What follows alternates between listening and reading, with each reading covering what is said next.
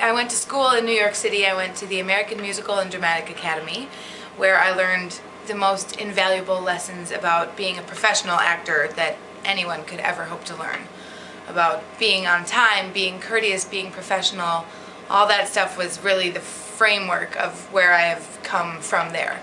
Then I came back to UWL and I studied to be a theater major there and did a bunch of shows there. We did Oklahoma, we did Cabaret, we did Hair.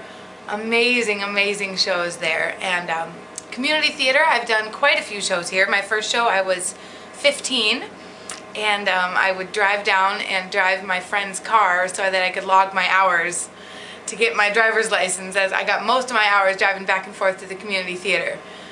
Since then, I've just been doing a bunch of shows here whenever I can fit them in, and they all have been incredibly rewarding. This maybe being the pinnacle of all of them so far. And you give me a script and I will have it down within a matter of days, and for me that's key. If you get a script and you need to find out who your character is, do all your research ahead of time. Like, I looked up the 1920s, I looked up Chicago, I looked up anything that was going on at the time. Everything that I could find out from fashion. Was nail polish invented yet? Yes, it was invented in 1920. So I get to know these things ahead of time. Then once I have my script, it's like, it's the easiest thing to go through. You know who your character is, you know the time they're growing up in, and once you know your lines, there's nothing else that your character would say in those situations.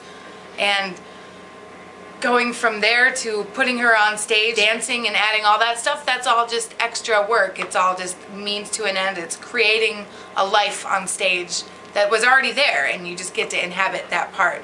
It's absolutely amazing. I'd say the opening number, All That Jazz, is really where it's at for me. It's so much fun because in my character, that's her heyday. She is like at the pinnacle of where she thinks it's a jumping off point, really, but it's her, like, she is at the top of her game at that, and she knows it. And so she just gets to revel in it for that whole number, and I just love it. It's beautifully Fosse, it's wonderfully choreographed, and yeah, I hope the spectacle is thrilling for everyone as it is for us on stage. You know, it's such an interesting thing. I've tried so hard to figure out how the end of the show works and where my character ends up, because it ends up being a show about Roxy in a way. It's her story beginning to end, it really is. And all of us have very big parts within it.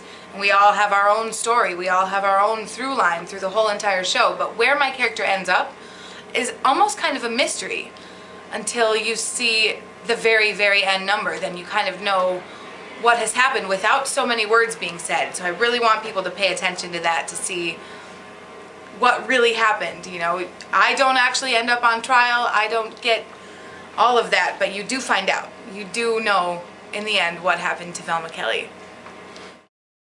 You know, Chicago's a title that the community's been looking for quite some time. Not just, you know, here at LCT, we were the ones who were lucky enough to get the rights. So it's a title that people know, even if they don't necessarily know the show. They know of the show, and that certainly helps when looking at choosing a piece.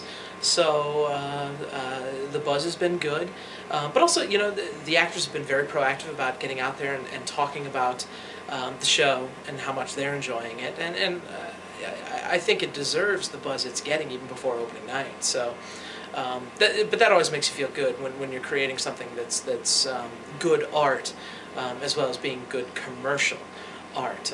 You know, everyone wants to talk about, you know, saying doing things for commercial purposes in theater is sort of like a bad word, but the sad fact of the matter is you have to be able to do commercially successful theater, because that allows you to take greater risks with smaller shows that maybe aren't as well known but still have something to say and something to do.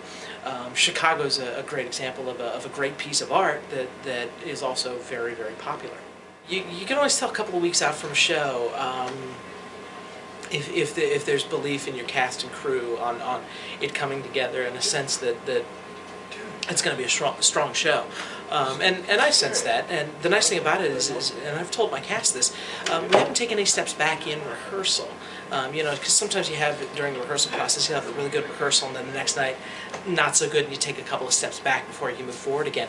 We've been making real strong, steady progress the entire time. Now, you know, that doesn't mean that you know, it'd be fantastic from night to night, but every night there's been real noticeable and quantifiable progress in terms of things, which as a director is exactly what you want. I sort of hate it when you get to that point where you get too good too early and you sort of plateau, and it's like, well, now it's just a matter of keeping the energy up. But when you're continuing to work and grow and develop things throughout the process, that's when you really get into creating that good art, because it is about creating and discovery. You can expect to see a wonderfully created throwback to vaudeville. It's a wonderful satire, and you know, it's very different than anything that I've directed here. They're going to get a whole different theater-going experience.